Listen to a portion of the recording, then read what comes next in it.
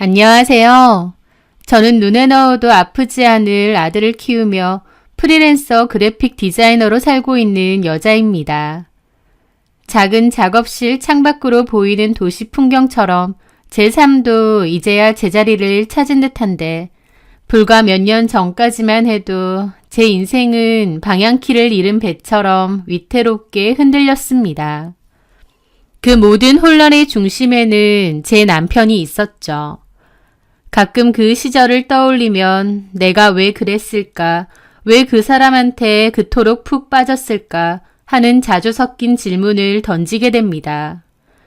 3살이나 어렸던 전 남편은 어딘가 불안정해 보이기까지 했는데 그 남자의 어떤 면이 제 마음을 그토록 사로잡았던 건지 모르겠네요.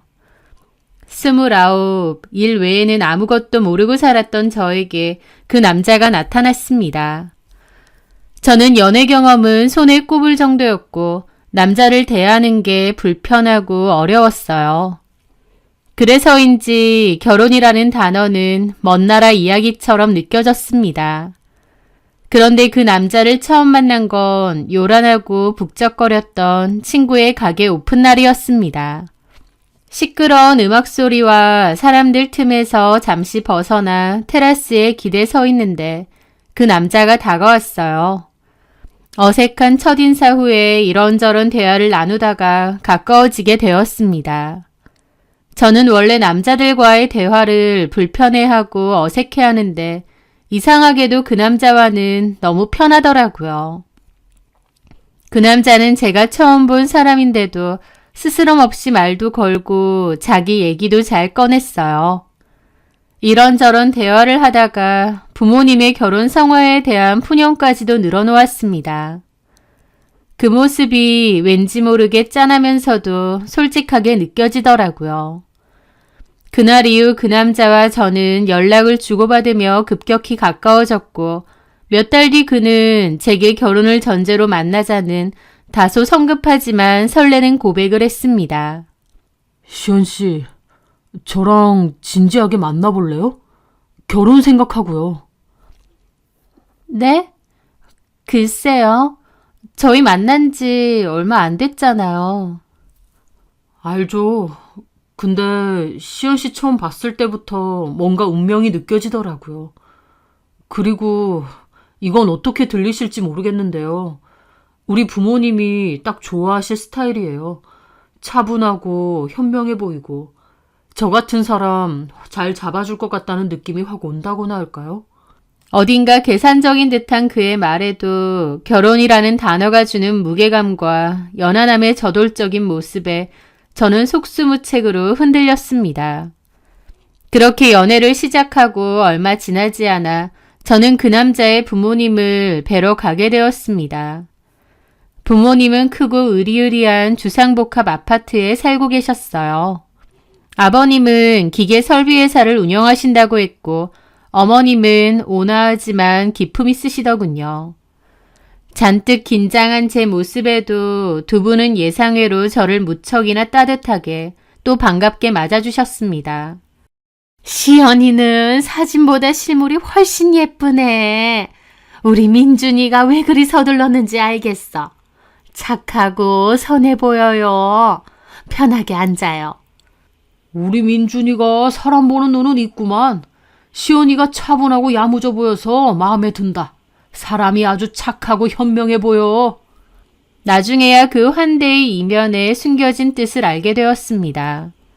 착해 보이고 선해 보인다고 저를 좋아하셨는데 철없는 외동아들을 잘 관리해 줄 거라는 기대감이 있으셨던 것 같아요.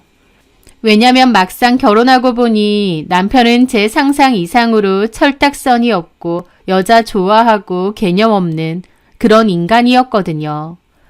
어쨌든 저는 모두의 축복 속에서 그 남자의 아내가 되었고 시댁의 든든한 지원 아래 겉으로는 남부러울 것 없는 결혼 생활을 시작했습니다. 하지만 화려한 포장지를 벗겨내자 드러난 결혼의 민낯은 초라했습니다. 남편은 제 생각 이상으로 무책임하고 이기적이었어요. 그는 일과 회사 일, 회식을 핑계대며 늘 밤늦게 귀가했습니다. 처음에는 미안해하는 기색이라도 보였지만 시간이 지날수록 당연하다는 듯 굴었고 술에 취해 비틀거리며 들어올 때가 비일비재했어요. 때로는 새벽녘까지 연락 두절 상태가 된 적도 많았죠. 여보, 지금 몇 시야? 전화는 왜 안 받고? 무슨 일 있었어? 아, 또 시작이네. 회식했어, 회식. 피곤하니까 들들 좀 복지 좀 마. 그의 반복되는 거짓말과 회피하는 태도에 제 마음은 빠르게 지쳐갔습니다. 남편은 저녁 6시 이후로는 제 전화를 받는 일이 드물었고 저는 종종 불길한 예감을 느껴야 했죠. 그때 저희는 시부모님의 권유로 임신을 준비 중이었는데 아이가 잘 생기지 않았습니다. 그래서 바로 시험관 시술을 준비하고 있었죠. 병원을 오가며 주사를 맞고 결과를 기다리고 참 많이 힘들었는데 그런 제 옆에서 남편은 조금의 위로나 의지도 되어주지 못했죠. 오히려 그의 무관심과 늦은 귀가는 제 마음을 더욱 병들게 했습니다. 혼자 끙끙 앓던 저는 결국 친하게 지내던 친구 혜미에게 답답한 속마음을 털어놓았습니다. 남편이 정말 일 때문에 바쁜지 아니면 딴짓하느라 바쁜지 알 수가 없다고 하소연했더니 혜미는 뜻밖의 방법을 알려주더라고요. 이럼 어때? 네 전화 안 받으면 바로 다른 사람 SNS 메시지로 연락해보는 거야. 그래도 답이 없으면 진짜 바쁜 거고. 바로 다 보면 알지? 저는 혜미의 말대로 그렇게 해보기로 했습니다. 그날 저녁 예상대로 남편은 제 전화를 받지 않았어요. 저는 떨리는 손으로 혜미의 SNS 계정을 빌려 남편에게 짧은 메시지를 보냈습니다. 안녕하세요 라고요. 뭐라고 답이 올까 심장이 터질 듯 뛰더군요. 그리고 얼마 지나지 않아 제 예상을 확인시켜주는 답장이 도착했습니다. 아, 누구셨죠? 혹시 지난주 라운지바에서 아이디 주고받으신 분인가요? 그 순간 온몸의 피가 싸늘하게 식는 느낌이었습니다. 라운지바라니, 아이디를 주고받았다니. 남편이 밖에서 어쩌고 다니는지 알겠더라고요. 배신감에 몸서리치며 제 폰으로 다시 남편에게 전화를 걸었지만 역시나 감감무소식. 저는 차가운 분노를 담아 카톡을 보냈습니다. SNS 메시지 보낸 거 나야. 지금 집으로 들어와. 남편은 제 카톡을 읽었지만 답장이 없었습니다. 그리고 자정이 훌쩍 넘어서야 술 냄새를 풍기며 아무 일 없었다는 듯 태연한 얼굴로 들어오더군요. 그의 뻔뻔한 얼굴을 보자 참았던 분노가 터져 나왔습니다. 내가 바로 들어오랬는데 지금까지 뭐 하다 온 거야? 야근? 회사 일? 웃기지 마. 다 거짓말이었네? 아, 진짜 시작이네 또. 사람 좀 그만 들들 볶아. 숨 막혀 죽겠다고. 결혼했으면 좀 믿어주고 그래야 되는 거 아니야? 믿어줘? 지금 네가 그런 행동을 하면서도 나한테 그런 말이 나와? 와이프 전화는 그렇게 씹어대면서 생판 모르는 여자 연락은 칼같이 답장하네. 게다가 라운지, 너 도대체 뭐 하고 다니는 거야? 모르는 사람이니까. 혹시 아는 사람인가 싶어서 답장한 거잖아. 당신 전화는 뻔해. 잔소리 아니면 의심. 그러니까 안 받은 거지. 솔직히 너도 책임 있다고 생각 안 해? 네가 의심받을 짓 했잖아. 너 회사 핑계 대면서 여자 만나고 다니는 거지? 와, 소설 쓰시네. 증거 있어? 증거 있냐고! 없으면 사람 함부로 의심하고 몰아대지 마. 의부증이야 뭐야! 그의 적반하장과 의부증이라는 단어에 저는 이성의 끈을 놓을 뻔했습니다. 저는 차갑게 말했죠. 그래, 네 마음대로 생각해. 그럼 나도 내 마음대로 할 테니까. 시부모님께 다 말씀드릴 거야. 네가 무슨 짓 하고 다니는지. 시부모님이라는 말에 그의 얼굴이 순간 굳었습니다. 그는 결국 한 발 물러섰습니다. 아, 무슨 우리 엄마 아빠한테 말한다 그래. 내가 앞으로 연락 잘 할게. 됐지? 아, 진짜 치사하다. 내가 바라는 거 기본적인 거잖아. 연락 잘하고 늦지 말고. 그리고 여자 만나는 거 들키면 나 진짜 안 참아. 내가 말하는 게 어려운 부탁이야? 알았다고. 연락 잘하면 될 거 아니야. 그 후로 그는 약속대로 연락은 했지만 그 안에는 어떤 진심도 느껴지지 않았습니다. 그저 의무감에 마지못해 하는 보고일 뿐이었죠. 이럴 거면 도대체 저랑 결혼은 왜 했나 싶더라고요. 부모님이 하도 결혼하라고 닥달을 하니까 마지못해 했지 저에 대한 그 어떤 애정도 없는 것 같았죠. 그리고 제 마음속 불안감도 여전히 남아 있었습니다. 힘든 시간 속에서도 저에게는 기적처럼 아들이 찾아왔습니다. 시험관 시술 과정은 고되었지만 그래도 아이의 존재는 제게 큰 힘이 되더라고요. 저는 다니던 회사를 그만두고 프리랜서로 전향해 오롯이 육아에 집중했습니다. 어머님의 경제적 지원 덕분에 생활은 안정적이었지만 육아라는 게 너무 고돼서 하루하루가 전쟁 같기도 했어요. 잠 못 자고 아이와 씨름하는 동안 제 몸과 마음은 서서히 지쳐갔죠. 제가 육아에 허덕이는 동안 남편은 주말이면 친구들과의 약속, 출장 등 온갖 핑계를 대며 집을 나섰습니다.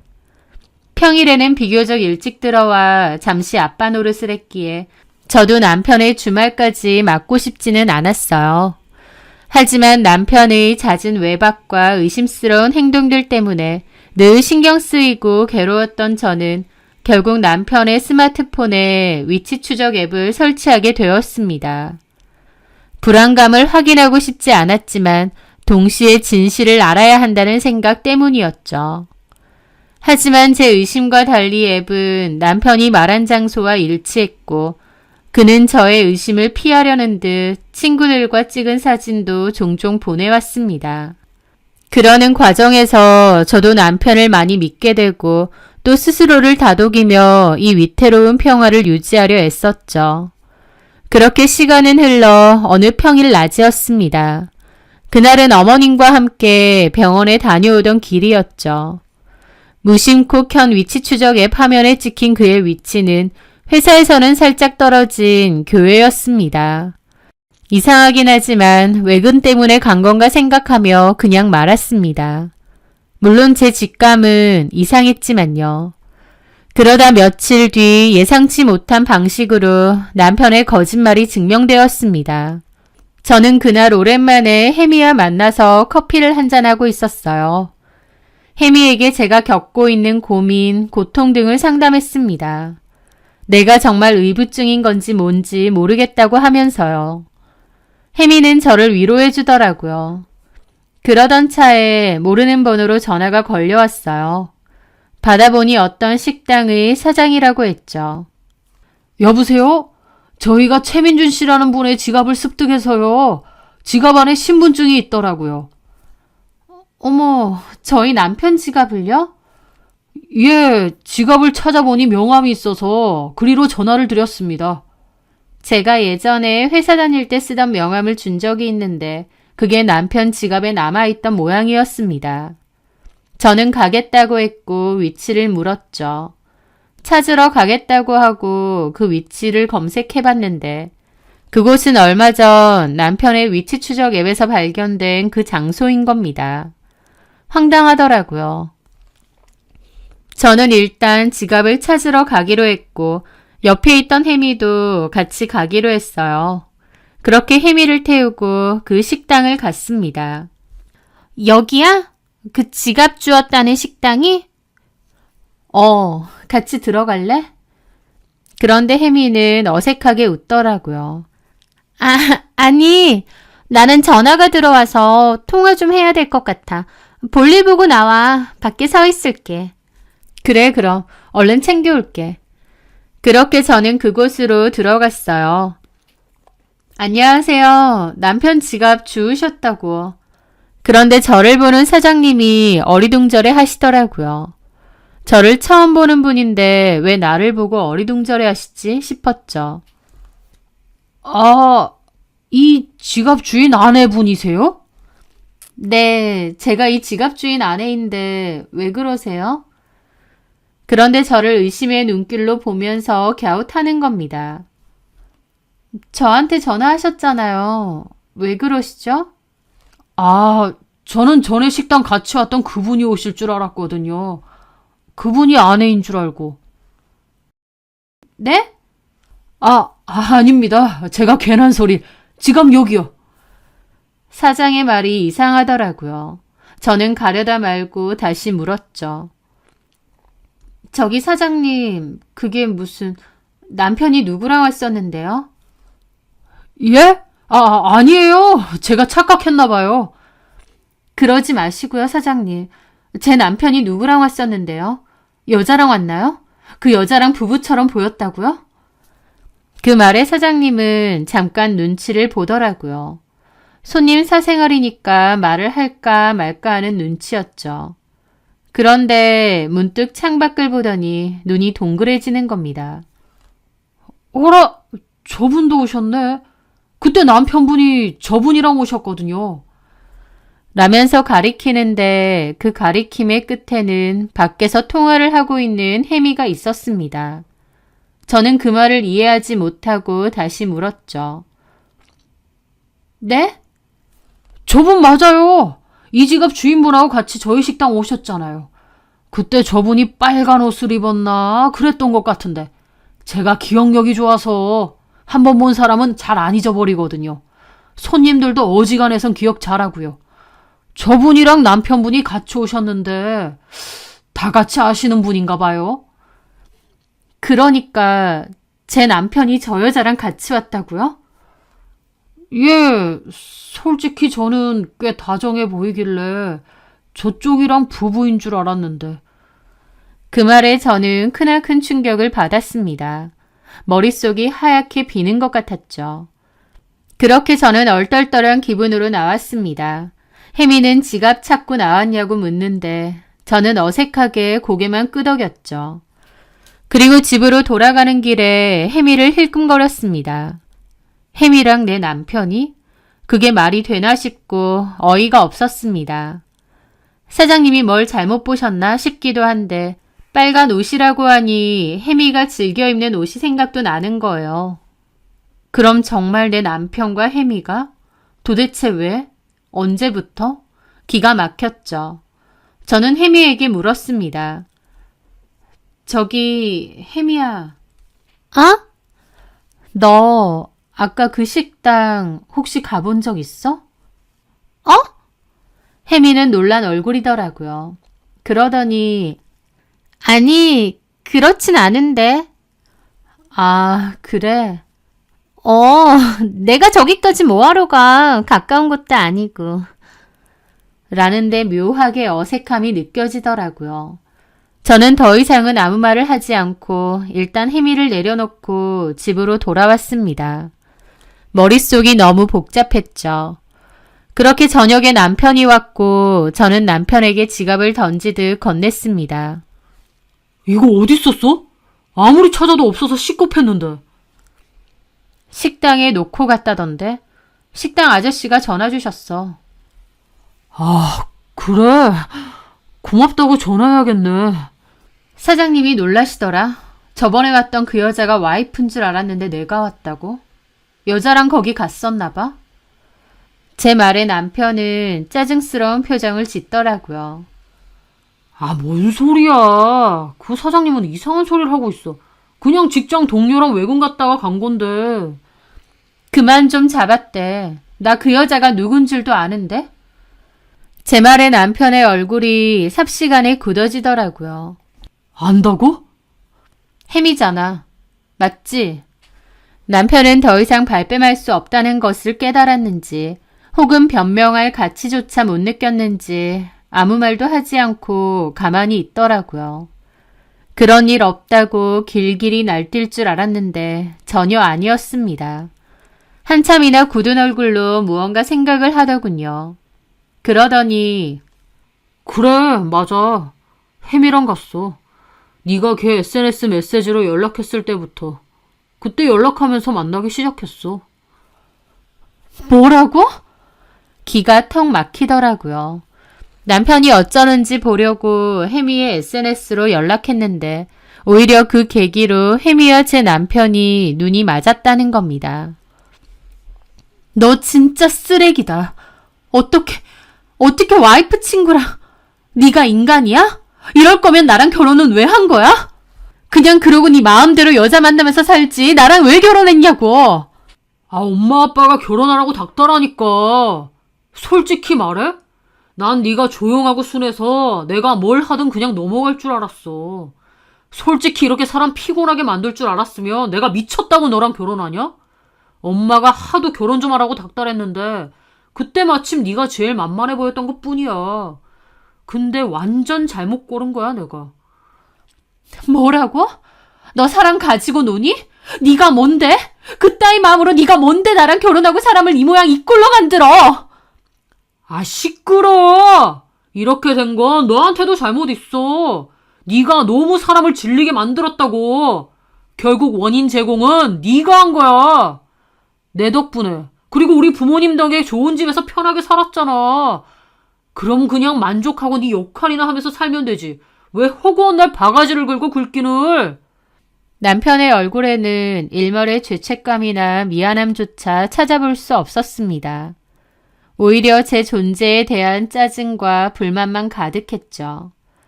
저는 깊은 절망감과 함께 이 관계를 끝내야 한다는 결심을 굳혔습니다. 와, 기가 막힌다. 됐다. 너랑 더 이상 할 말 없어. 그만하자. 나도 네가 이 정도 쓰레기인 줄은 몰랐어. 알았으면 내가 미쳤다고 결혼하겠니? 뭐? 쓰레기? 아니다. 실수다. 쓰레기한테도 미안할 지경이야. 당장 너네 집 가자. 가서 어머님, 아버님한테 네 입으로 직접 말씀드려. 우리 이혼한다고. 원하는 대로 내가 이혼해 줄 테니까. 저는 너무 상처받은 마음으로 저렇게 말했는데 기가 막히게도 남편의 얼굴에는 안도감과 기쁨의 빛마저 감도는 겁니다. 그래, 잘 됐어. 요즘 들어 제일 반가운 소리네. 그래, 내가 가서 시원하게 말씀드릴 테니까 그만 끝내자. 나도 너 생각하면 진절머리가 나. 남편은 마치 큰 짐이라도 벗은 듯 신나서 앞장서서 갔고 저는 제 안에 무언가가 완전히 부서져 내리는 것을 느꼈습니다. 하지만 동시에 저 비열한 남자가 원하는 대로 순순히 놓아주지는 않으리라는 마음이 싹 텄죠. 그렇게 갑자기 시댁에 찾아가게 되었고 늦은 밤 시댁의 무거운 공기 속에서 남편은 이혼을 선언했습니다. 놀란 시부모님이 이유를 묻자 그는 제 탓을 하며 저를 의부증 환자로 몰아가더라고요. 저는 더 이상 참지 않고 그의 외도 사실과 그 외도 상대가 제 친구라는 사실까지도 모두 털어놓았습니다. 그의 철면피 같은 태도에 시아버지의 분노가 폭발했습니다. 아들을 향한 호통과 실망감이 거실을 가득 메웠죠. 너 지금 그게 할 소리냐? 네 잘못으로 멀쩡한 가정을 이 징후로 만들어 놓고 네 뒤처리까지 우리더러 하라고?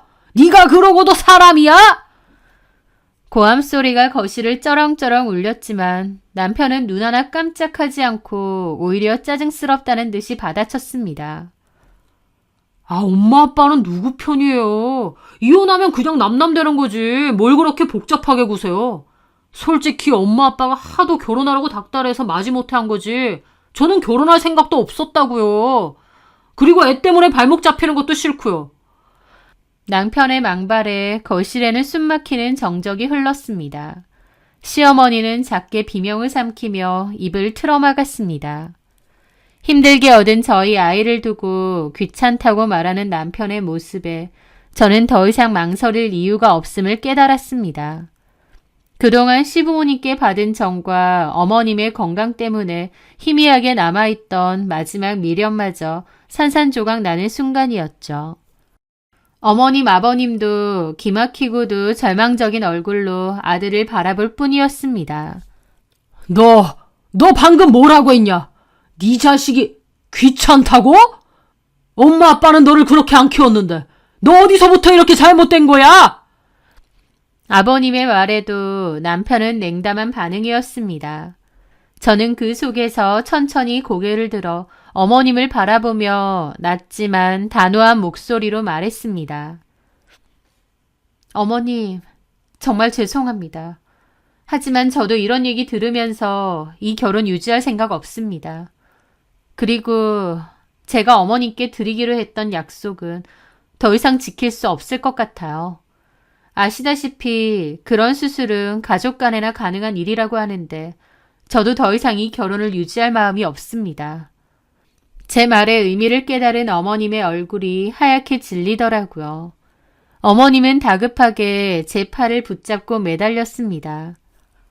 시연아, 내가 미안하다. 아들 교육을 잘못 시켜도 단단히 잘못 시켰어. 민준이 저놈아, 내가 어떻게든 정신 차리게 할게. 내가 신장 때문에 그러는 거 아니다. 신장 그거 안 줘도 괜찮아. 아무것도 필요 없어. 어머님의 말에 남편은 황망한 표정으로 바라보고 있더라고요. 네, 저는 사실 어머님께 신장 공여를 하기로 했습니다. 어머님이 신장이 안 좋아서 이식이 필요했고 제가 나서서 검사를 받았어요. 그만큼 시부모님께도 진심이었고요. 어머님도 정말 고마워하셨습니다. 하지만 남편의 행동에 저도 이혼을 결심했고 더 이상 그럴 필요 없다는 걸 알게 되었죠. 남편은 이 심각한 상황 속에서도 여전히 철없이, 아니 잔인할 정도로 아무렇지 않게 다음 말을 내뱉었어요. 아, 이제 알겠네. 그러니까 엄마 신장 공유해주는 것 때문에 이 사람 붙잡는 거예요? 아이 참, 답답하네. 엄마, 그럼 저한테 진작 말씀을 하셨어야죠. 그런 문제는 제가 해결할 수 있다니까요. 네가 뭘 해결하는데? 지금 만나는 여자 있거든요. 걔도 검사 한번 해보세요. 만약 되면 엄마한테 해주라고 할게요. 걔 저한테 푹 빠져서 뭐든 다 하려고 하거든요. 까짓건 뭐. 그리고 혹시 걔가 안 맞으면 걱정 마세요. 제가 다른 여자라도 빨리 구해서 데려오면 되죠. 세상에 여자가 쟤 하나뿐인 것도 아니고 뭐가 문제예요 대체? 라는데 시부모님도 저도 입이 뜨악했습니다. 남편이 일반적이지 않다는 생각은 있었는데 그 순간 내가 소시오패스 같은 사람하고 결혼했나 싶더라고요. 남편에게 여자는 그냥 자신의 즐거움과 필요에 의한 도구일 뿐이었던 겁니다. 해미조차도요. 그 순간 거실의 공기는 완전히 얼어붙었습니다. 인간의 입에서 나왔다고는 믿기 힘든 말에 저와 어머님 아버님은 아무 말도 할 수 없었습니다. 아버님은 경악과 혐오가 뒤섞인 눈으로 아들을 노려보았습니다. 이 천하의 몹쓸 짐승만도 못한 놈이 그걸 지금 말이라고 하냐? 하더니 갑자기 노여움을 참지 못하고 아버님은 싸대기를 날리셨죠. 어머님도 비명을 지르며 아들에게 달려가서 등짝을 마구 때리셨고요. 네가 사람이냐고요. 저는 그 아수라장이 된 광경을 차가운 눈으로 바라보았습니다. 울부짖는 시어머니, 분노로 이성을 잃은 시아버지, 그리고 여전히 상황 파악을 못하고 억울하다는 듯 뺨을 감싸진 남편. 저는 조용히 몸을 돌려 현관으로 향했습니다.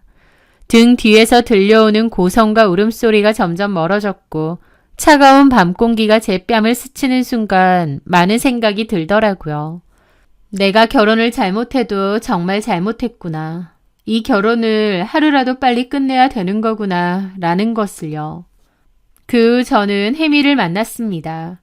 혜미는 말은 미안하다고 하지만 조금도 미안한 기색이 없었어요.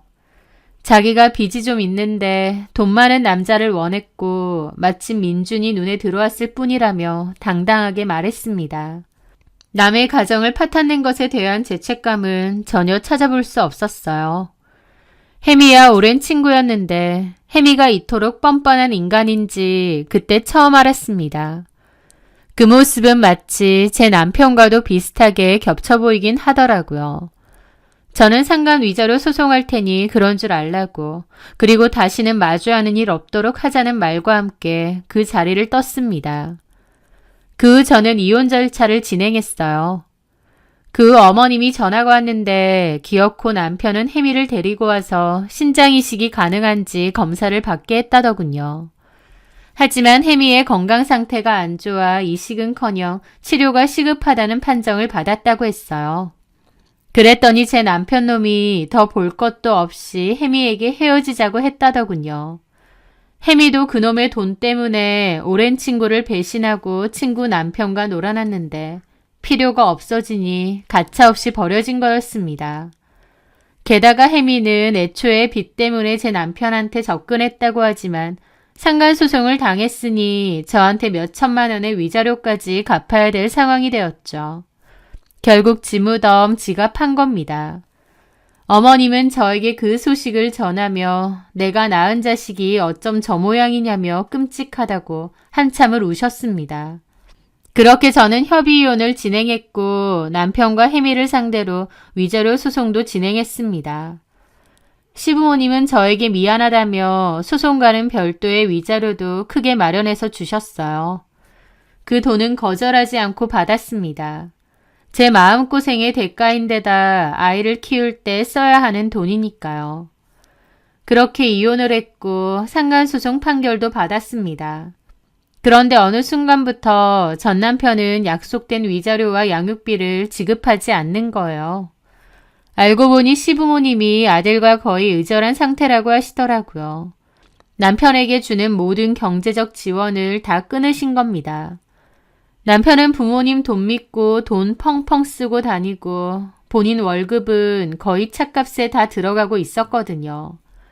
그런데 시부모님이 경제적인 지원을 싹 끊어버리니 하루아침에 빈털터리 신세가 되었던 거죠. 게다가 갑작스러운 이별 통보에 열받은 혜미가 남편의 회사에 찾아와 난리를 쳤고 그 회사 사람들도 남편이 어떤 인간인지 다 알게 되었습니다. 그 둘이 개싸움이 난 거죠. 그 어머님은 저에게 미안하다며 위자료와 양육비를 따로 챙겨주셨습니다. 그리고 어머님은 다행히 다른 친척으로부터 신장이식을 받으셨다고 하더라고요. 그 친척에게 상당한 금액의 재산도 증여했다고 했습니다.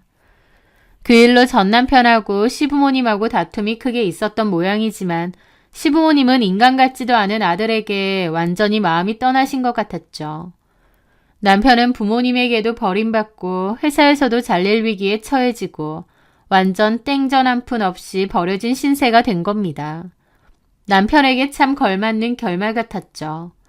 돌아보면 참으로 길고 고통스러운 시간이었습니다. 철없는 남자를 만나 제 마음에 깊은 상처를 입었죠. 하지만 그 상처를 통해 저는 더욱 단단해졌고 무엇보다 소중한 아들을 얻었습니다. 전 남편의 모습은 제게 평생 잊지 못할 반면교사가 된 것 같아요. 이혼 후 혼자 아이를 키우는 삶은 녹록지 않았습니다.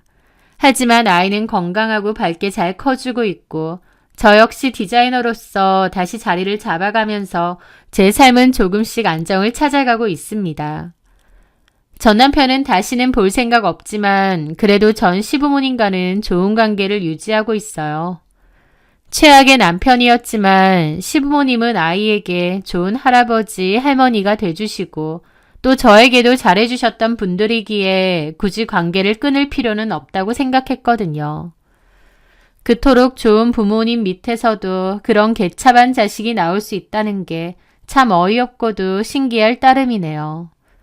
이 글을 쓰면서 지난 시간의 아픔이 다시 떠올라 눈시울이 붉어지기도 했지만 동시에 그 시간을 잘 견뎌낸 제 자신이 대견하게 느껴지기도 합니다.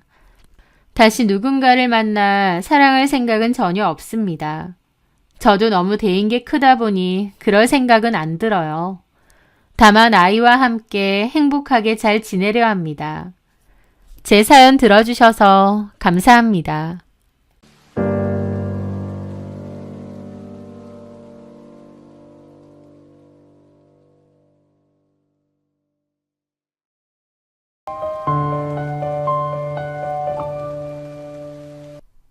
안녕하세요. 사연 많은 유튜브의 구독자 여러분.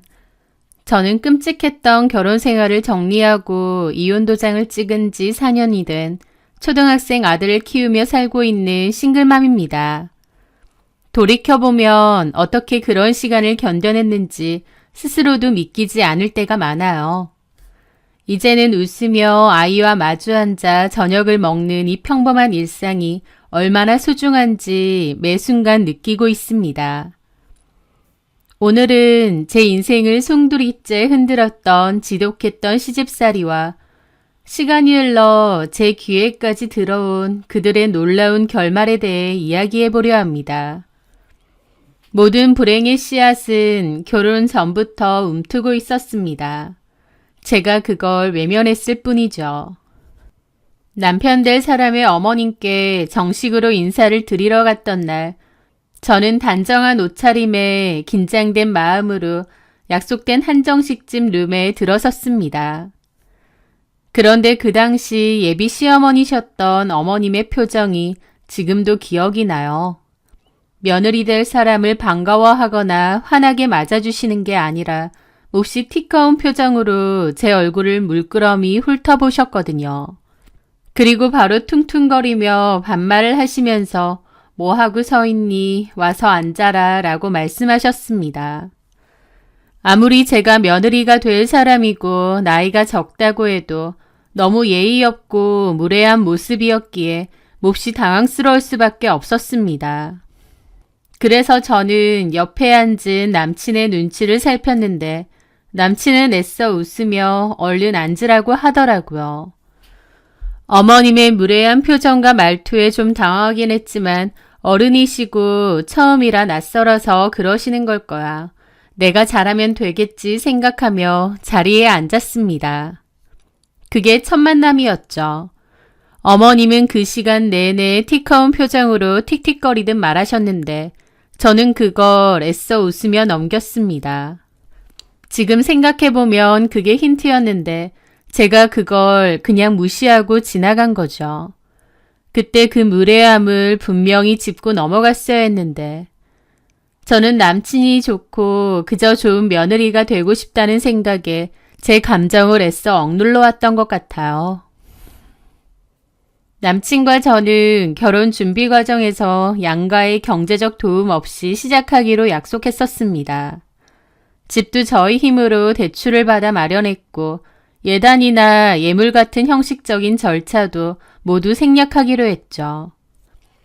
남친은 작은 사업을 했는데 그때 당시에 자리를 많이 못 잡아서 형편이 넉넉지 못하다고 했거든요. 저도 그런 남친을 이해하고 허례허식 다 생략하고 저희에게 맞는 수준으로 준비를 하자고 했죠. 그런데 결혼 날짜가 얼마 남지 않았을 무렵이었습니다. 어머님께서 제게 전화를 하셨어요. 그리고 냉랭한 목소리로 그러시더라고요. 너 내가 가만히 지켜보니 형애가 그렇다? 네? 뭐가요, 어머니? 아니, 요즘 애들은 참 염치가 없어. 어떻게 시댁에 빈손으로 시집올 생각을 하니? 내 아들이 뭐가 부족해서 이런 대접을 받고 결혼을 해야 하냐 말이야. 라는데 황당하더라고요. 아, 어머님, 상우 씨한테 말 못 들으셨을까요? 저희 그냥 딱 필요한 것 빼곤 생략하기로 했고 상우 씨와 제가 충분히 이야기하고 상의해서 결정한 건데요. 너 지금 말 대꾸하니? 네? 아무리 상우가 그렇게 하자고 했어도 네가 생각이 있으면 그냥 넘어가면 안 되는 거 아니냐고. 어떻게 아무것도 안 해오고 결혼할 생각을 해? 간도 크다 너 정말. 이것저것 받을 생각 없고 예단비 명목으로 1,000만 원 입금해라. 1,000만 원이요? 그래. 그리고 너 이런 거 쓸데없이 상우한테 전하지 마. 그런 얘기 미주알 고주알 푼수떼기처럼 남편한테 전하고 그러는 거 아니다. 알았니? 라면서 거의 협박에 가깝게 얘기하시더라고요. 네, 그럼 그 결혼 안 하겠습니다 하고 그만뒀어야 했는데 저는 오히려 결혼이 깨질지도 모른다는 두려움이 더 컸어요. 주변에 결혼한다고 다 얘기해놨고 부모님도 주변 분들에게 다 말했는데 제가 예단비 못 들여서 결혼이 깨져버리면 이걸 어쩌나 싶었던 거죠. 결국 따로 모아두었던 적금과 마이너스 통장까지 이용해서 겨우 1,000만 원을 맞춰 어머님께 보냈습니다. 완전 호구짓한 거죠. 처음에는 어머님 말 맞다나 남친에게 말 안 하려고 했지만 생각할수록 이건 아니다 싶더라고요. 그래서 결국 얘기했고 남친은 엄마가 원래 좀 그러신 분이라면서 아들에 대한 사랑이 좀 지나쳐서 장가 간다고 하니 돈으로라도 보상받고 싶으셔서 그런 것 같다고 저더러 이해해달라고 했습니다. 그러면서 비슷한 금액으로 저희 엄마에게 선물을 해드리더라고요. 저는 그때 남친의 모습에서 오히려 든든함을 느꼈습니다.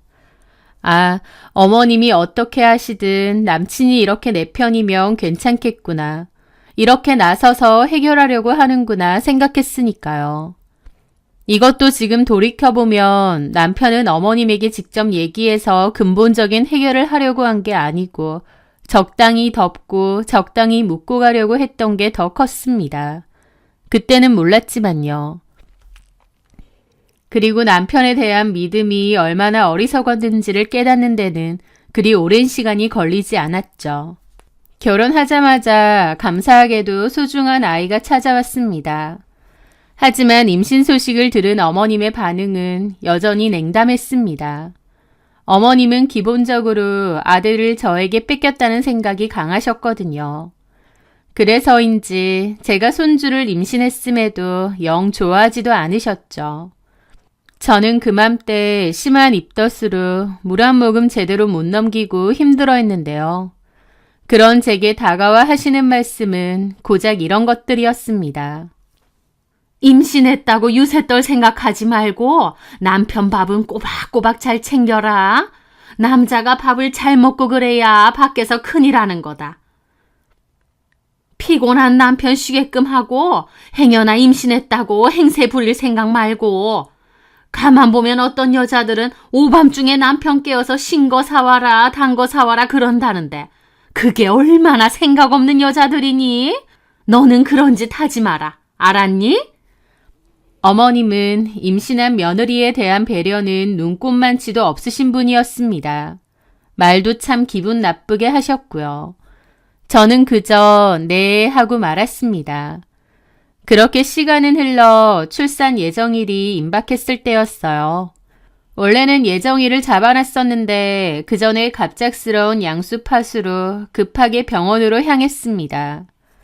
검사 결과 태아의 심박수가 불안정하다며 의료진은 급하게 제왕절개 수술로 아이를 꺼내자고 했습니다. 남편도 그렇게 하자고 했고 정신없는 와중에 수술 동의서에 사인을 하려는데 연락을 받고 온 어머님이 기가 막힌 행동을 하셨어요. 수술 절대 못한다고요. 며느리와 태아가 둘 다 위급한 상황인데 그 와중에 수술 안 된다고 필사적으로 막고 계신 겁니다. 알고 보니 제가 아이 낳는 예정일이 딱 좋은 날인데 그날 말고 다른 날에 낳으면 안 된다 그거예요. 미신적으로요. 의사 선생님과 간호사들이 황당해하면서도 저를 위해 다급하게 상황을 설명해 주었습니다. 그런데도 어머님은 막무가내로 수술 못한다고 버티더라고요. 극심한 진통에 아이가 잘못될까봐 두려움에 떠는 제 앞에서 벌어지는 그 끔찍한 소라는 지옥과 같았습니다. 결국 보다 못한 남편이 어머님과의 실랑이 끝에 어머님을 쫓아냈습니다. 어머님은 잡아둔 날짜에 애 안 낳으면 집안에도 안 좋고 애한테도 안 좋고 당신 아들한테도 안 좋을 거라면서 쫓겨나는 그 순간까지도 난리를 피셨죠. 진짜 질리고 진절머리 나더라고요. 어쨌든 남편이 어머님을 끌고 나갔고 저는 눈물 범벅이 된 채 겨우 수술실로 들어갈 수 있었습니다. 어머님의 그 말도 안 되는 고집에 아이도 저도 큰일 날 뻔했던 거죠. 게다가 그뿐인가요? 어머님의 기행은 아이가 태어난 후 이름 문제로 또다시 이어졌습니다. 저희 부부는 아이가 뱃속에 있을 때부터 서로 상의해서 이름을 지었거든요. 그런데 어머님은 큰 스님이 이름을 지어줬다면서 엄청 촌스러운 이름인데 그걸 이름으로 정하자는 거예요. 이름을 구체적으로 말하긴 그렇지만 개그맨들이 웃기려고 짓는 이름처럼 정말 우스꽝스러운 이름입니다. 그런 이름으로 지어놓으면 나중에 아이가 학교를 어떻게 다니겠나요? 놀림거리가 될 게 뻔한데요. 그런데도 어머님은 그 촌스러운 이름을 들이밀며 이 이름으로 출생신고를 해야 한다고 난리를 치셨습니다. 그 큰 스님이 사주팔자 다 따져서 지어주신 이름이야. 그 이름이 얼마나 받기 힘든 이름인 줄 아니? 내가 들으니까 복이 넘치고 좋은 이름이다. 이 이름으로 지어야 우리 집안 대대로 번창하고 부귀영화를 누릴 사주라고 했어. 이 이름으로 안 지으면 우리 집안 다 망한대. 그러니까 긴 말 말고 이 이름으로 해. 어머님, 이건 너무 그렇잖아요. 아이가 커서 이름 때문에 친구들한테 놀림받으면 어떡해요. 그리고 저희도 생각해 놓은 이름이 있고요. 너네 마음대로 지으면 그만이니? 누구 마음대로? 엄마. 근데 그 이름은 진짜 좀 아니에요. 그 스님한테 이름 받는 게 얼마나 어려운 건 줄 알아? 내가 해주면 어련히 고마운 줄 알 것이지. 이름이 너무 촌스럽잖아요. 뭐가 촌스러워? 너네가 지은 이름이 더 촌스럽다. 이름 함부로 지어서 나중에 땅 치고 후회할래? 너는 그리고 결혼하더니 네 마누라 치마폭에 쌓여서 무조건 네 마누라 얘기만 들을라 그래? 엄마 말은 무시해도 돼? 하면서 난리를 치셨고 저는 한숨이 절로 나오더라고요. 그런데 제가 한숨 쉬는 거 보고 또 꼴딱 넘어가는 겁니다. 너 지금 한숨 쉬었니? 내 앞에서? 어머님, 저희 아이고 이름은 저희가 원하는 대로. 저희 아이? 너 말 다 했니? 이게 진짜 보자 하니까 시어미 말을 개똥으로 알아? 어머님, 그게 아니라 내가 이거 나조차고 이래? 너네한테도 좋으라고 이러는 거 아니야. 이름 잘못 지어서 애 인생 망하면 너 책임질 거야? 망하긴 누가 망해요. 그 스님한테 이름 지으려면 얼마나 고생해야 되는데. 내 말대로 안 하면 나 오늘부터 여기서 물 한 모금 안 마시고 아무것도 안 먹는다. 어디 시엠이 굶어 죽는 모습 보고 싶으면 니들 마음대로 해봐라. 그러시더니 저희 집 거실 소파에 드러누워 물 한 잔 마시지 않고 단식 투쟁까지 하셨습니다. 와, 진짜 징하고 지독하시더라고요. 처음에는 설마 했는데 정말 이틀 동안 아무것도 드시지 않고 버티시는 겁니다. 남편과 제가 아무리 설득하고 빌어도 요지부동이었고 집안 분위기는 엉망진창이 되었죠. 결국 어떻게 했느냐고요? 족보에는 그 촌스러운 이름을 올리고 부르기는 저희가 지은 서준이라는 이름으로 부르는 것으로 끝냈습니다. 저는 그 일로 어머님께 너무 질려버렸고 어머님 생각만 해도 치가 떨리게끔 싫더라고요. 제 한탄을 들은 주변 사람들도 너네 시어머니처럼 미친 시어머니 처음 본다고 했고요. 저는 어머님의 말투, 행동, 그 무례함 다 너무 지긋지긋 싫었는데 그 와중에 남편은 또 효자였습니다. 그래서 더 스트레스를 받았던 것 같아요. 그래도 엄만데 우리 엄만데 하면서 자기 엄마의 말도 안 되는 행동들을 이해해주고 넘어가 주길 바라더라고요. 저는 정말 최소한으로 내 도리만 하자는 생각으로 살았습니다. 어머님과 함께 있는 시간이 너무 불편하고 싫고 정말 그냥 내가 할 도리만 꼬투리 잡히지 않을 정도만 하고 살자 생각했던 것 같아요. 그렇게 시간은 흘렀습니다. 아이는 어린이집에 다녀야 했는데 저도 복직을 하게 되면서 현실적인 고민에 부딪히게 되었어요. 바로 아이 돌봄 문제였죠. 남편 외벌이를 하기에는 남편 사업이 그다지 잘 되지는 않았습니다. 그래서 저도 맞벌이를 하긴 해야 하는데 하원 후에 아이를 돌봐준 사람이 필요했던 거죠. 그래서 이런저런 방법을 강구하고 있었는데 어머님께서 엄한데 돈 쓰지 말고 당신이 돌봐주신다고 한 거예요. 사실 저는 다른 사람이면 몰라도 어머님께는 맡기고 싶지 않았습니다. 너무 불편하고 부담스러우니까요. 어머님과 한 번씩 보는 것도 너무 힘들고 피곤한데 아예 저희 집에 오시면서 아이를 봐주신다고 생각하니 너무 싫더라고요. 게다가 어머님께 적지 않은 금액도 드려야 했습니다. 사람 쓰는 거랑 비슷했어요. 물론 낯선 사람에게 맡기는 것보다는 어머님께 맡기는 게 더 나을 수도 있겠죠. 친할머니니까요. 하지만 내키지는 않았습니다. 그런데 그 와중에 남편은 좋은 생각이라며 어머님께 그렇게 하겠다고 했습니다. 결국 저는 어쩔 수 없이 어머님께 아이를 맡기게 되었는데요. 그런데 염려했던 것과 달리 초반에는 크게 문제가 없었습니다. 시댁과 집이 가까운 만큼 어머님은 오전에 오셔서 아이 등원시켜주고 하원 시간 되면 하원에서 아이 돌봐주시다가 제가 오는 시간대는 가셨거든요. 등하원도 잘 시켜주시고 아이 간식도 챙겨주시고 하니 처음에 싫었던 것과 달리 어느새 저도 어머님께 너무 감사하더라고요. 그런데 그게 얼마 가지 않았습니다. 바로 그 사건이 있었거든요. 그날은 일을 하고 있는데 시골에 있는 저희 친정엄마에게서 전화가 왔어요. 엄마. 바쁘니? 아니요, 괜찮아요. 왜요? 엄마가 볼 일이 있어서 올라온 김에 너 좋아하는 반찬들에서 니네 집 가고 있어. 아, 정말요? 그냥 오시지. 괜히 무겁고 힘든데. 뭐 이 정도 가지고 너네 집에 지금 시어머니 계시지? 네. 그러면은 문은 바로 열어주시겠네. 갖다 놓고 난 가야겠다. 왜 바로 가세요? 오신 김에 저녁이라도. 아니야. 버스 시간 때문에 바로 가야 돼. 너 좋아하는 반찬만 갖고 왔으니까 밥 잘 챙겨 먹고. 고마워요, 엄마. 안 그래도 엄마 반찬 먹고 싶긴 했었는데 해달라고 하긴 좀 그랬거든. 엄마한테 그런 말 안 하면 누구한테 하니? 먹고 싶으면 언제든 얘기해. 엄마가 가지고 오는 거 아니라도 택배라도 보내면 되니까. 고마워요, 엄마.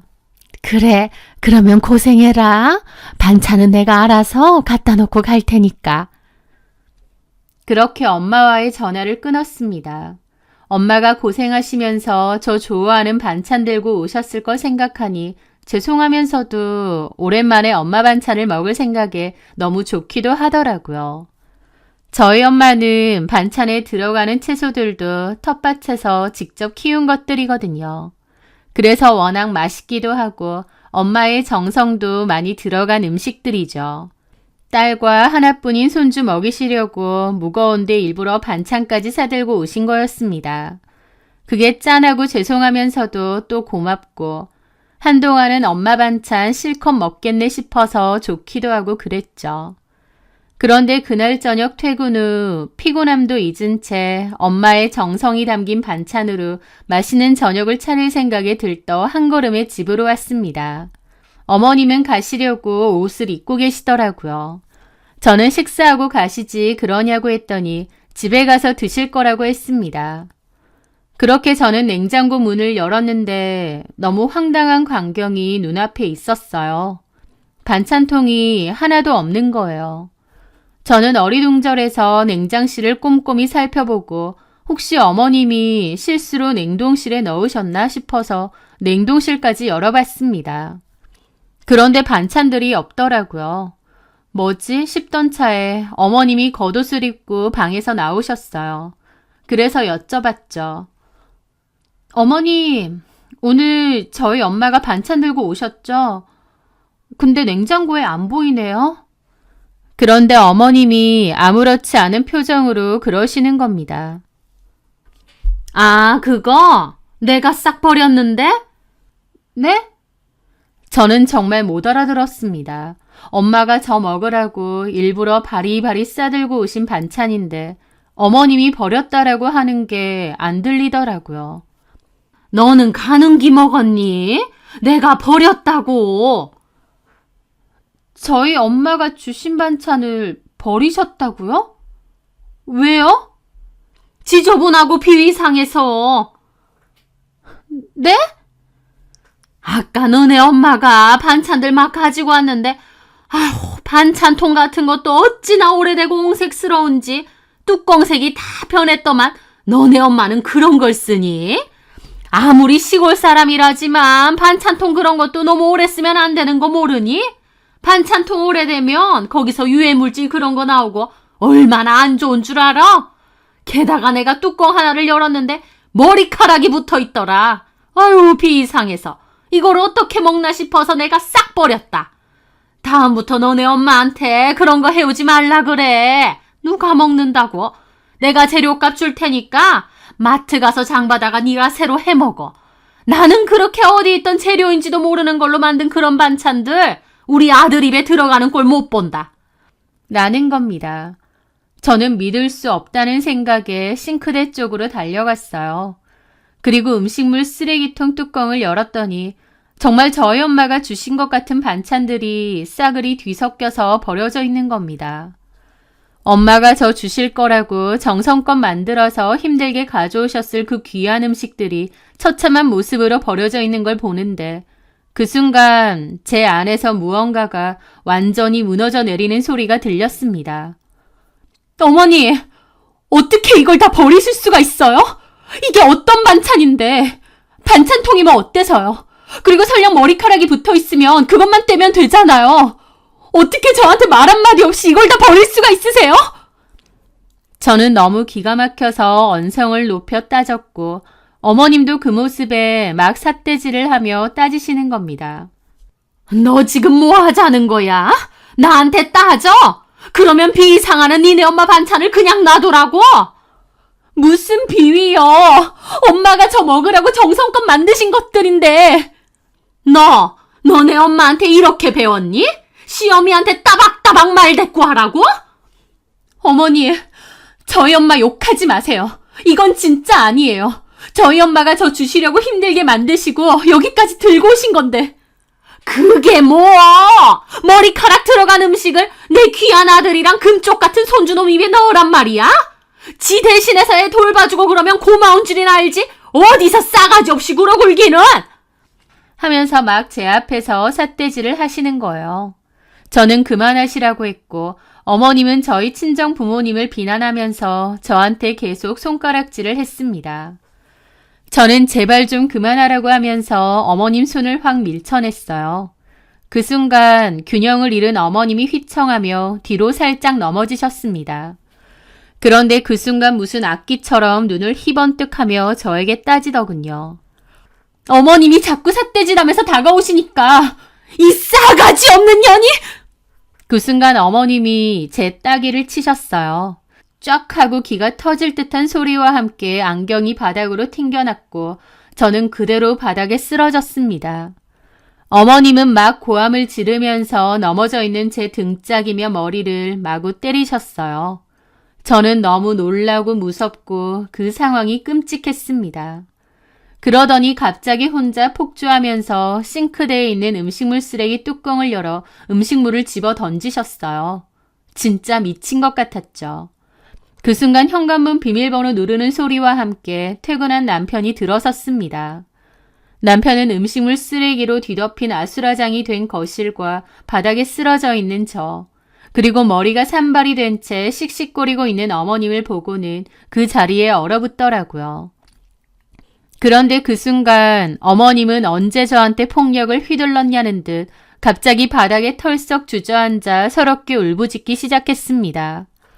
아이고 상우야, 내가 살다 이런 꼴을 다 당한다. 네 마누라가 나를 때렸다. 나를 밀치고 때렸다. 저는 할 말을 잃었습니다. 그 순간은 정말 시어머니가 아니라 인간의 탈을 쓴 악마처럼 보이더라고요. 어머니, 말씀 똑바로 하세요. 저희 엄마 반찬 함부로 버리시고 그것도 모자라서 저한테 폭행까지 하셨잖아요.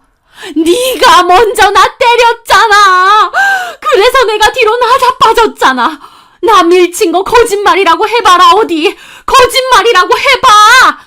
어머님이 저한테 삿대질을 하니까 그런다고 시어머니를 떠밀어? 기가 막혔죠. 그런데 더 황당한 건 남편의 태도였습니다. 남편은 싸늘하게 저를 쳐다보더라고요. 병원에서 저를 위해 어머님에게 맞섰던 그 용감하고 든든했던 남편은 더 이상 없었습니다. 그는 오직 바닥에 주저앉아 서럽게 우는 어머님만 보고 있더라고요. 그러더니 저한테 어쨌든 너도 엄마 때린 거네. 때리긴 누가 때려. 어머님이 자꾸 삿대질을 하니까. 어쨌든 너도 가만히 있었던 건 아니잖아. 됐고 엄마한테 사과해. 내가 왜 사과해? 내가 왜? 그럼 당신 행동이 잘한 거야? 어른한테 그렇게 한 게 잘한 거냐고. 사과해. 피해자는 전데 저더러 사과하라는 그 말은 산산조각 난 제 마음에 꽂힌 비수였습니다. 어머님의 폭언과 폭행보다 저를 몰아세우는 남편의 배신이 저는 더 치가 떨리더라고요. 내가 왜 사과를 해? 내가 뭘 잘못했는데? 나 사과 못해. 저 봐라, 저런다니까? 아, 엄마도 가만히 좀 계세요. 그러더니 저한테 그러더라고요. 진짜 사과 안 할 거야? 사과는 내가 받아야 돼. 남편은 한참이나 저를 노려보더니 그대로 나갔습니다. 어머님도 저를 노려보시더니 따라 나가시더라고요. 저는 엉망이 된 집에서 멍하게 있었고 방 안에서 자고 있던 아이도 울고불고 난리가 났죠. 아이를 안고 달래면서도 눈물이 끊임없이 흐르더라고요. 그리고 결심했습니다. 끝내기로요. 그 일을 계기로 남편과 저는 이혼을 하게 되었습니다. 저도 제가 겪은 일이 너무 끔찍하고 참담했기에 더 이상의 결혼 생활을 유지하고 싶지 않았어요. 그렇게 시작된 이혼과 양육권 소송은 예상보다 훨씬 더 길고 지저분했습니다. 어머님은 저를 정신이상자의 상습적인 폐륜 며느리로 몰아붙이며 온갖 거짓 증언과 모함을 일삼았죠. 저는 그 전에 몇 가지로 모아둔 어머님의 폭언 녹취와 병원 진단서, 주변 사람들의 증언 등을 통해 끈질기게 싸웠습니다. 피말리는 법정 다툼 끝에 마침내 이혼 판결을 받아냈고 위자료와 더불어 무엇보다 소중한 아이의 양육권까지 지켜낼 수 있었습니다. 모든 것이 끝나던 날 해방감에 눈물까지 흐르더라고요. 그렇게 저는 이혼을 했고 시간은 흐르고 또 흘렀습니다. 저랑 이혼을 하고 2년 정도 뒤에 남편은 재혼을 했다고 했습니다. 저는 그 얘기를 들었을 때 얼굴 한번 본 적 없는 남편의 새아내가 걱정까지 되더군요. 그 지독한 시어머니 밑에서 그 며느리는 얼마나 고통받을까 하는 일말의 연민과 걱정이 든 거였습니다. 들어보니 그 여자는 남편이 하는 사업에 크게 도움을 준 투자자의 딸이라고 했습니다. 그 딸도 재혼이라고 했고요. 어쨌든 저랑은 남남인 일이니 재혼을 하든 말든 더 이상 신경 끄고 살아야겠다고 생각했죠. 그렇게 또 시간이 흘렀고 이혼 4년 차가 되었습니다. 저는 아이와 단둘이 작은 아파트에서 살며 열심히 일하고 있었습니다. 혼자 아이를 키우는 것이 경제적으로나 육체적으로 쉽지만은 않지만 마음의 평화를 얻은 지금이 제 인생에서 가장 행복하고 좋더라고요. 그러다가 남편 집안을 잘 아는 지인을 통해 우연히 전 남편 집안 근황을 듣게 되었는데요. 제가 몇 년 전에 재혼 소식을 들었을 때 새로 들어온다는 그 며느리가 어떤 사람일지 불쌍하다고 그랬잖아요. 그런데 근황을 들어보니 제 생각과는 아예 다른 상황이더라고요. 그 얘기를 전해 듣는데 오히려 속이 시원하고 꼬셔서 웃음이 절로 나왔거든요. 전 남편과 재혼한 여자는 집안도 빵빵하지만 성격도 보통이 아니었대요. 물은 저와는 다르게 성질머리가 보통이 아닌 여자라고 했습니다. 그 여자도 재혼이었는데 첫 번째 결혼도 그 성질머리 때문에 이혼했다는 얘기가 있더라고요. 하여튼 그 정도 여자였는데 그렇다 보니 결혼하고 처음부터 전시모와 기싸움이 장난 아니었다고 합니다. 들어보니 전시모 말을 싸그리 개무시하는 며느리였다고 하더라고요. 전시모가 며느리에게 호통을 치거나 잔소리라도 할라치면 알아서 할 테니 신경 끄라고 어머님 집안이나 신경 쓰라고 따지고 들었다는군요. 그 때문에 전시모랑 며느리랑 사이가 엄청 안 좋고 싸움도 여러 번이었다고 하는데요. 놀라운 건 새 며느리가 전시모와는 그렇게 신경전을 벌이면서도 전 남편 앞에서는 눈물을 글썽이며 여보, 나 어머님 때문에 너무 힘들어서 신경쇠약 걸릴 것 같아. 자기가 중간에서 확실하게 정리 좀 해줘. 아니면 나 이 결혼 유지 못해. 라고 했답니다. 제 전 남편은요. 새아내의 집안 배경과 사업 자금이 아쉬웠기 때문에 이번에는 철저하게 새 아내의 편에 섰다고 하더군요. 결국 아들이 새며느리 편이다 보니 어머님 혼자 그렇게 난리치는 게 대수였겠나요. 그러다가 큰 사건이 하나 있었답니다. 새며느리가 아들 밥도 제대로 안 차려주는 것 같다면서 전시모가 반찬 바리바리 싸들고 아들 집에 갔대요. 그런데 그 며느리가 문도 안 열어주더랍니다. 반찬 안 먹으니까 도로 들고 가라고 하고요. 그래서 전시모가 반찬이라도 들고 가라고 문만 잠깐 열라고 했다는데 안 먹을 테니 도로 들고 가든 버리든 알아서 하라고 했답니다. 그 말에 전시모도 열받아서 문 앞에서 몇 시간 기다리다가 며느리 나오는 거 보고 머리채 잡았다더군요. 그 며느리도 나중에는 참지 않고 덩달아 전시모 머리끄덩이 잡고 싸웠고 완전 개싸움이었대요. 전시모도 엄청 두들겨 맞았다고 하더군요. 다른 집에서 나와서 말릴 정도로요.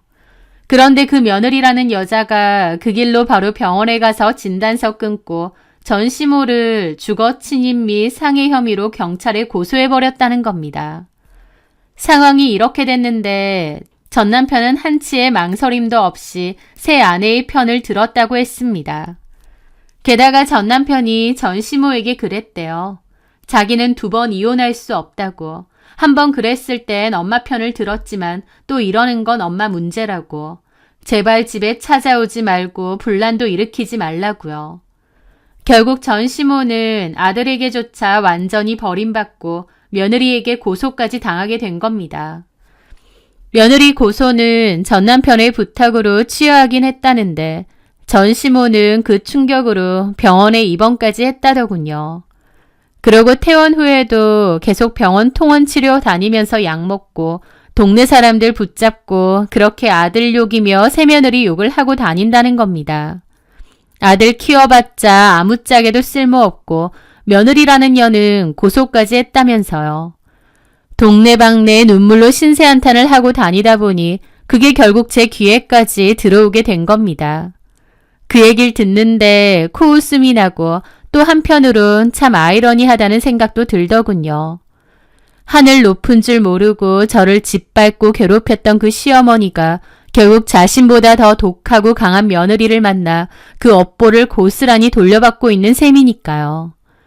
인과응보, 사필귀정이라는 옛말이 정말 틀리지 않다는 것을 뼈저리게 느꼈습니다. 더불어 결국 돈 때문에 자기 엄마 외면했던 전 남편이 얼마나 치졸하고 비겁하고 밑바닥인 인간인지도 잘 알겠더군요. 자신의 이익과 안위를 위해서라면 언제든 가족마저 등질 수 있는 비겁한 인간이라는 사실을 말이죠. 이혼이라는 결정이 제가 할 수 있는 가장 잘했던 선택이었음을 다시 한번 확신하는 계기가 되었습니다.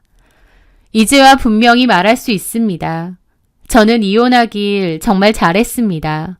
그때 만약 제가 그 모욕과 폭력 속에서 억울함을 참고 어머님에게 사과를 했다면 저는 너무 억울하고 분통 터지는 기분으로 살았을 겁니다. 지금 제 옆에는 세상 무엇과도 바꿀 수 없는 제 아이가 있고 더 이상 저를 함부로 대하거나 제 영혼을 갉아먹는 사람들은 없습니다. 비록 혼자 아이를 키우며 살아가는 길이 때로는 외롭고 힘들 때도 있지만 마음의 평화를 얻고 오롯이 제 인생이 주인이 된 지금 저는 진정으로 행복합니다. 제 이야기가 혹시 지금도 비슷한 고통 속에서 힘들어하고 계신 분들께 작은 용기와 위로가 되기를 진심으로 바랍니다. 제 사연 들어주셔서 감사합니다.